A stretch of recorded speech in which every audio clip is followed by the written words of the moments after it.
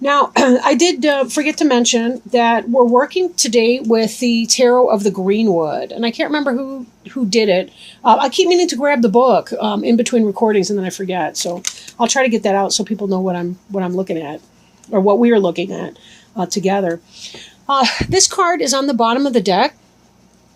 And I kind of look at those as sort of a one-card summary of what's going on in the deck. But you'll see here we have the Four of Arrows, which indicates rest, right? Rest, meditation, for vision and for transformation, right? This really has to do with going within and taking that time out, right?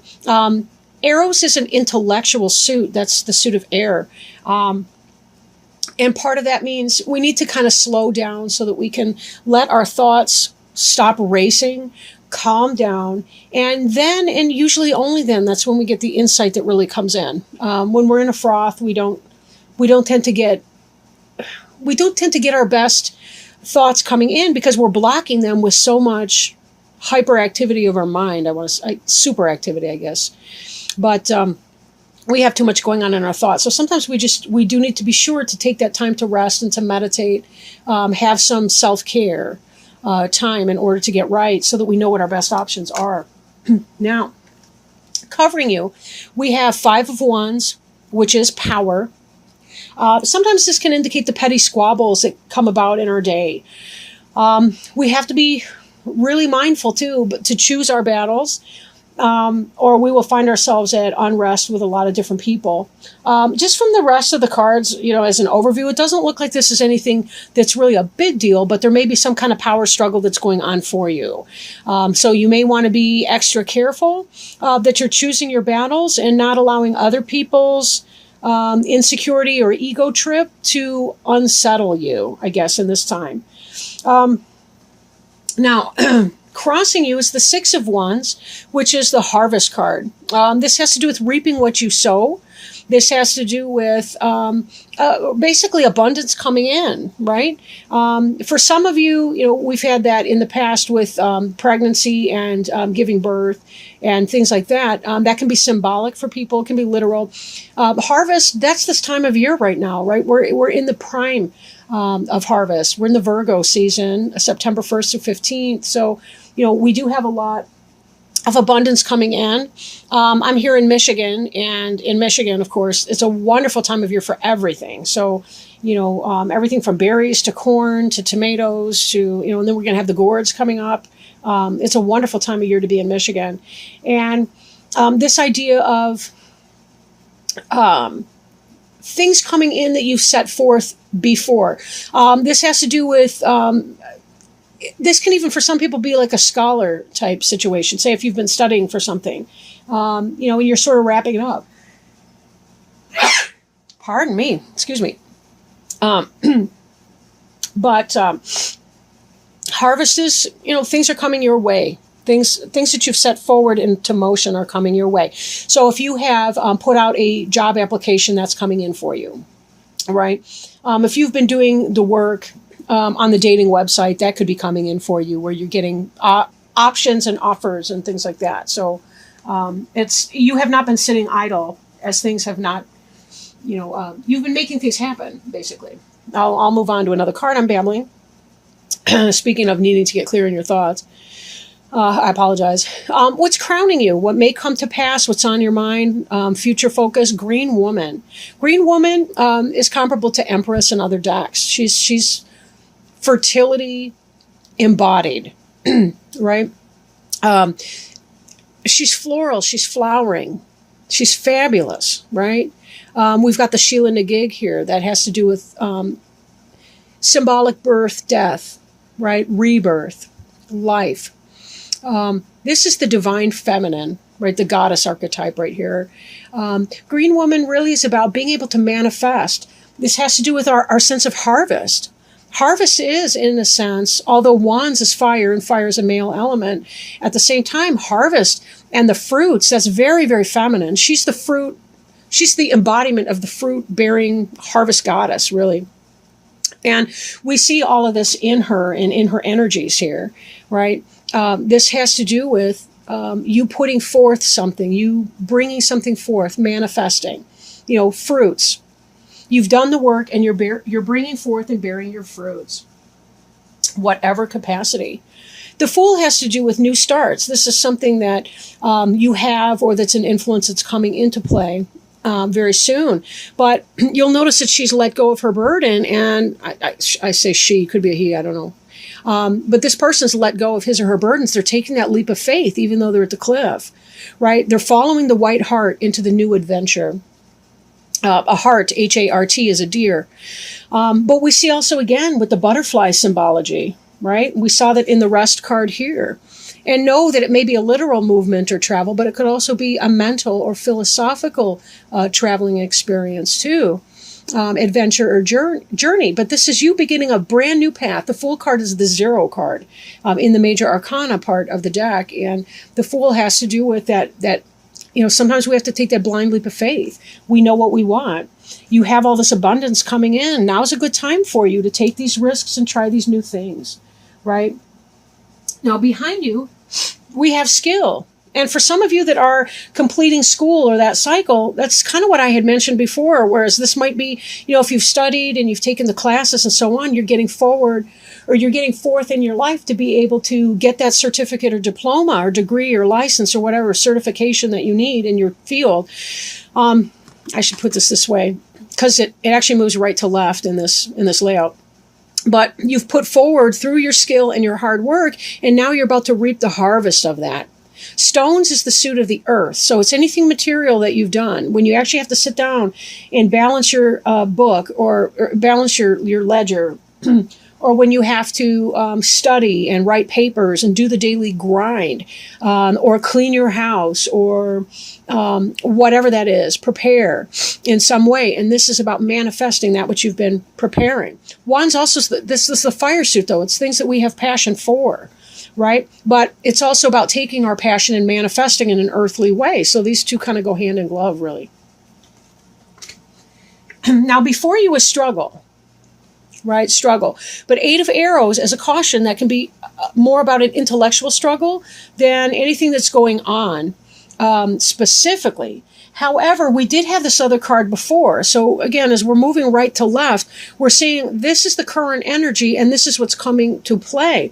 In spite of all this abundance, all this fecundity, right? All this verdant green that's going on around you, all this skill, all this hard work and these new beginnings and all the rest of it that you're hoping to manifest, these petty squabbles may get you down. This card can represent anxiety for a lot of people. Intellectual anxiety, mental thoughts, negative thoughts. This has to do, though, with the prison of our own creation. It's not that somebody else is doing something to us. It has more to do with our thoughts being destructive for us. Now, I don't know what this black spot is here. I tend to think of it as a hole like Bugs Bunny used to dive into. And I think to myself, is he walking towards that because he's going to seek shelter in that rabbit hole? And Bugs Bunny used to have a pretty nice setup in his hole, but the idea is, where's this going? Is this person going to do what with that? Be careful you don't let whatever these environmental struggles are for you, these power struggles, become your personal struggle. Choose your battles. But if you do struggle with anxiety, that's a real medical condition, can be. For a lot of people. So be sure that you're taking that seriously and seeking medical advice, therapy, whatever you need to do to help you through that as you clarify your goals and determine what that is that you need in your life. Now, the card representing you is the balance card. This is a balance between polar opposites, yin and yang. This card has to do with being able to bring forth new things. This has to do with finding a balanced partnership. So if you're married, this can be about finding harmony and good balance in that relationship. These external struggles here may have to do with other types of power struggles, maybe not in your immediate family, but the surrounding, like the in-laws or your job environment, your business, that sort of thing. But overall, there's really, really good stuff in here, really, really positive for you. Right? There's also a sense of guidance. This is your environment here. This is about navigating through the use of the North Star or Southern Cross, depending which part of the hemisphere which hemisphere you're in, southern or northern or southern. And this here has to do with being able to find your own way in that, right? Be careful that you're taking that time to find your balance, right? When we look at this rest card, this is part of it, taking that time for self, as well as the time that you spend with and around other people, because it can be exhausting if you're not finding that balance. This is about being guided towards wonderful things in your future. But there will be some level of struggle here. How difficult the struggle is has to do with your approach to it. Whether you seek help with that, are you willing to just kind of let things go? But be careful that you are implementing some kind of balance in your life. You really do have this forward movement, and this Fool card has to do with this pole star as well. This Fool is basically following the pole star into the future. They're being guided. They're being helped and supported by elements like angels and spirits and God, divine hand, fate, the universe, however you want to call it, right? So there is that energy of divine support at play here. Be careful that you're doing your part to find your balance and that you're not psyching yourself out into this negativity, because I really don't feel like it's necessary for you. Look at the color in here. This is you, and this is the future. So whatever's going to strip you of your Technicolor, I would be very, very mindful about surrendering your power to this kind of negativity and nonsense. And remember that this Harvest card can also be some kind of a warning. If we get stuck in the power trip, we are going to reap what we sow, and therefore we shall have struggle. It's just the way that that's going to go. It's that cause and effect. It's a karmic lesson sometimes that we have to learn. But when we can let go, when we can put down our baggage, put down our burdens, and just move forward, understanding that we have everything we need to make this happen already. We have the divine support in the guidance of this pole star here. We also have the wings that we need to be able to fly, right? Please don't literally leap off a building, right? Okay, do I have to say that? I don't know who's watching. Okay, who can say? Now, hopes and fears. We have the healing card here. The healing card, right? This reminds me of this rest card. So for some of you, it may be that you do have some medical issues that need addressing, or that you fear that a medical situation may be difficult, or that you fear something pertaining to that. One thing I didn't mention before, but that I noticed on here is that here we see a caduceus, and I'm probably saying that incorrectly. But what I mean by that is that snake that's wrapped around a pole that's the symbol of medicine. And this is a person laying here, and here's another person here, and there's a great big heart right there. So for some of you, it may be that you're healing emotionally from some emotional pain. For some of you, maybe it's an actual heart issue or some other kind of a medical condition that you're suffering from. Know that it's going to take courage to get through that. And we may not have answers today as far as what that's going to look like for you, right? But whatever that is, your final outcome card here is strength. And this strength here is a healer. He's got a bowl, right? He's got a cup right here that's some kind of medicine. So I really feel like there's treatment if you are suffering from a medical situation, that there is some kind of treatment that will be had. And you certainly have a transformation that happens in here to a more beautiful self. Sometimes people can experience during the throes of a medical condition, that's when they really tap into their intuition, and when they really start learning how to meditate and learning how to do things like astral projection or shamanic dreaming, lucid dreaming, as you would call it. And here we also see that there's work doing. I mean, these look like Reiki symbols to me, at least in part. But it may be that you seek alternative healing as well, traditional types of healing, such as Reiki or acupuncture, acupressure, alternative medicine, herbal remedies, and the like, poultices and tinctures and so forth. But it does look like you are going to be seeking treatment, those of you that may be having medical But a lot of these other cards, again, they're very, very strong. You're being guided the whole way. And even this balance card that represents you, if we look at it, a lot of your issues may be, if not brought on by a lack of balance, it could be being exacerbated by a lack of balance. And so be sure that you are coming into alignment. And note that this also is the sacred caduceus symbol of medicine and healing that we see on some of these other cards. I've lost the thread of where these other cards are. But yeah, we see this right here, right on the staff. We've got the snakes. So understand too, a lot of what you do to create yourself into your own balance and your sense of balance will promote your healing on a medical level. When we get our energy right, our body can repair that much better and quicker. And that's a reality that we all face here as humans on a mortal plane. But with that, I really do hope any of you who may be suffering from some kind of medical issue or concern, I really do wish you all the best.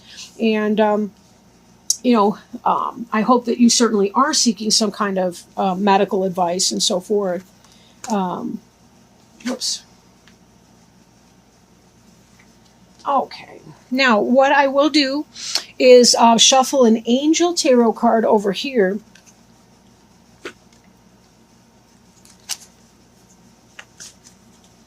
And I'm sorry I can't say about the outcome per se. I do think that there will be a great deal of strength that you develop in that and a great deal of insight and awareness as well. I'm not really getting a sense of something fatal, but that's probably out of my scope. I don't know that that would be revealed to me if that were the case.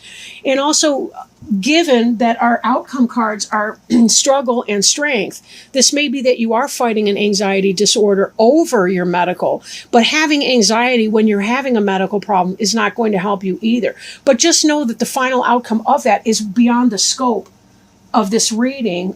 This is a 15-day reading, and whatever that is, for those of you that are going through a medical issue, it's not something that's going to be covered in the span of this. So with that, I do apologize that I'm not able to be more clear on that. But I'm not seeing anything. None of these cards are really scary, but there certainly is a reflective, meditative, spiritual component of ourself that plays a huge role in our medical outcomes. If we are able to check our worries and fears to the extent that we can. It's understandable when people have anxiety about medical. But just be careful, because having worry can actually trip a cycle. You worry about not being well, and then that actually feeds into having more symptoms and the like. We did have a jumper, and it's the 9 of air, and that's exactly what I was just talking on. Thank you so much, angels, for helping us pick this card. This is a perfect card for this situation, right? Okay, so 9 of air. I'm trying to get the glare off the card. It says on the card, expecting the worst, self-fulfilling prophecies, and sleepless nights. Positive thinking is essential right now. Your own obsessive, negative thoughts are the true culprits behind the trouble you fear. Release your guilt and realize that regret is a wasted emotion. Turn your attention to the amazing possibilities for the future and leave the past behind. If you are having unpleasant dreams at this time, write them in a journal, bless them for their desire to inform you, and then send them to the angels. If depression is an issue, encourage those affected to seek professional counseling. Additional meanings of this card are sleeplessness, racing thoughts, expecting the worst, self-fulfilling prophecies, worry, and stress-related illness. So just along the lines with what we were talking about just now is this idea that we can put ourselves in a mental prison. And note, these are the same suits even. But 9 and 8 have to do with how you're thinking and what you're thinking. The 10 of air has to do with what other people are doing to us. This is what we are doing to ourselves. So just as the angels advised in this angel tarot card that fell out, I mean, it was a jumper here. that was telling us about the power of the mind in our healing. So be careful not to attract more negativity through negative thinking. If you need help with that, again, seek professional help and so forth. My website is still not up and running yet, or I would encourage you, to come on board and see what we could do about that. I do hope that by October I'll have my website up, and then people can start having private readings with me and so on. But definitely be sure that your approach includes your mind and your orientation towards whatever stress or issue that you're going through, because we can create this cycle ourselves through our mind and how we think about the things that we're going through.